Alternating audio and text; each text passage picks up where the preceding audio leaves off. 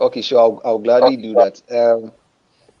The company I pitched was Standard Chartered Bank Ghana. So it's it's it's it's a bank operating in Ghana. They operate in other companies in other countries as well. Sorry, but then in the one I pitched was Standard Chartered Bank Ghana.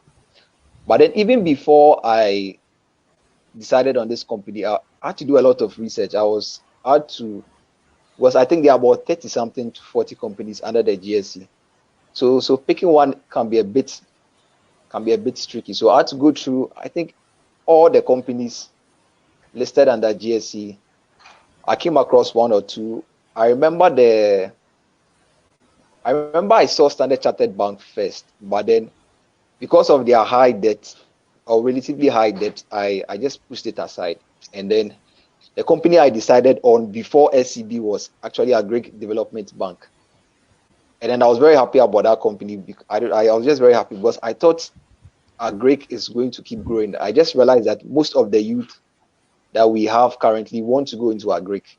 And then I thought that number will probably increase. And then all those people would need financing for those projects. So I just decided to go for a Greek Development Bank. But then looking at the company more critically, I just realized that the company's management was not the most efficient. If you see their past,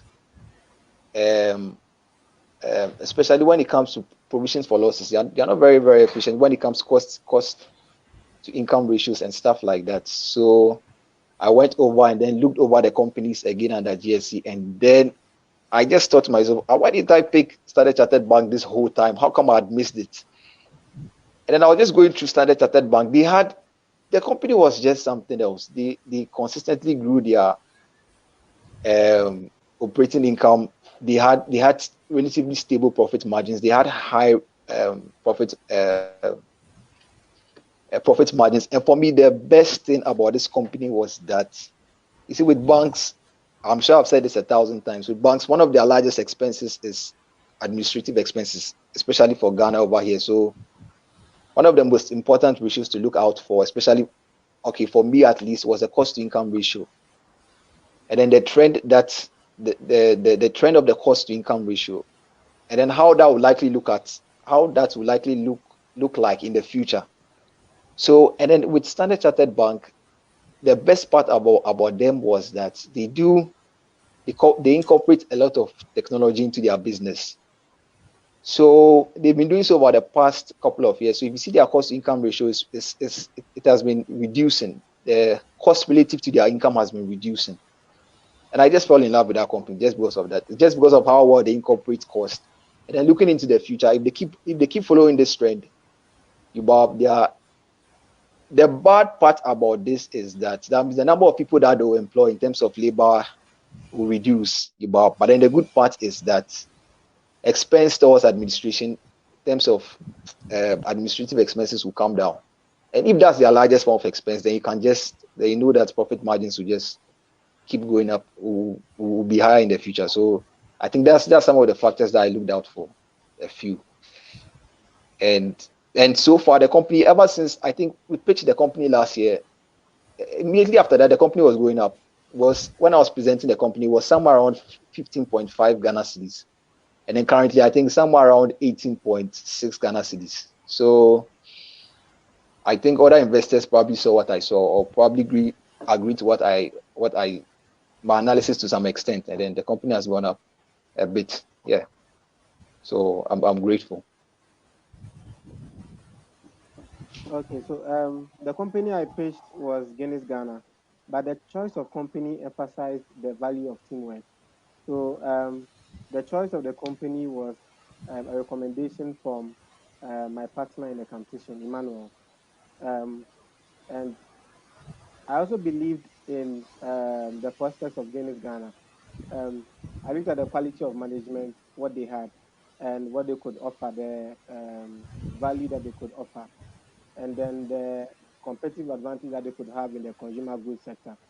But what I realized was that on the short-term outlook, they didn't have the best of prospects, but they had a better long-term outlook. So I had to strategize my pitch to be able to fit the exact scenario that I had, or the exact perspective that I had of Guinness Ghana. Looked at the company's financial metrics, and then did a very good valuation analysis for it. What I also realized was, um, from reading some information on the consumer goods sector report, I was able to understand the operation of the consumer goods sector in general, and how the outlook was for the consumer goods sector. And Guinness Ghana was just one of the companies with Fan Milk inclusive in that sector, boosting positive figures and a very good financial outlook. And I think since then, although Guinness looked that it had fallen from grace, looking at the exact value it had in 2013, which was about 5 cedis, 80 pesos, to a value of about 1 cedi when I was pitching.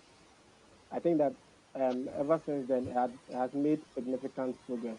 And looking at the key drivers for the company's upside and how it's going to look like in the future, the prospects of production were very, very good at that time. So I factored in all that into my pitch analysis. And I think it's currently doing well.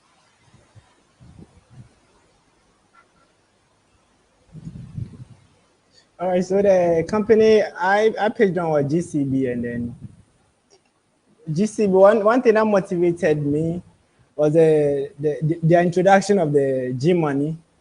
Yes, the G money is now everywhere. It's creating employment and everything. This competition actually is an eye opener. I'm telling you, it has really opened my mind, my eye to so many things when it comes to stocks and then it comes to finance. As I stated earlier, the reason for working, going to school, and everything is all about money. So I recommend this competition to every student, everybody. It's you shouldn't. I think you shouldn't just be a student. Even if you're a worker, you can still participate and then get yourself developed in finance.